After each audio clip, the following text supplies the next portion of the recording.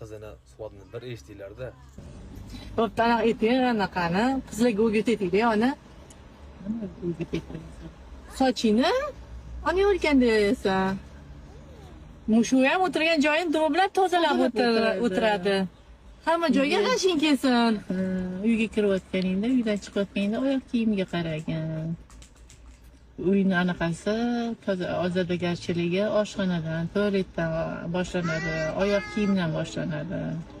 Jar qo'lingda narsa bo'lsa, oyog'ingda oyoq kiyimlarni bir chekkaga surib ketgan. Oyog'ingdan o't chaqnasin. Oyog'ingdan o't chaqnasin. Bitta joyga bitta ish bilan ketsang, ikkinchisini ham davom ettirib ket. Bitta ish bilan ketyapsanmi? Ketayotganingda 4 ta ish, qaytishingda 5 ta ish qilib kelgan.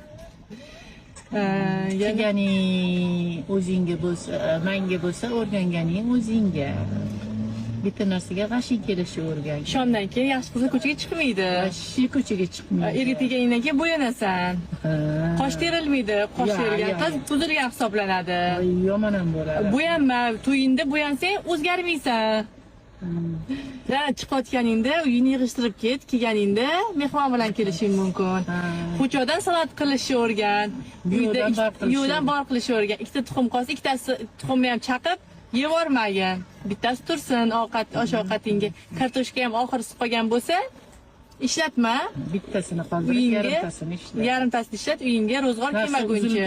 Uzilish bo'lmasin. Uzilish bo'lmasin. Mehmon kelsa, yaxshi ovqat qilishni boshla, sabzi piyoz bos. Ishdan qochmagin hech qachon. Ish tugaydi, ishdan hech kim o'lmagan. Bu ona bola suhbatini eshitib men borib mazza qilib oldim. Ilohim shunaqa onani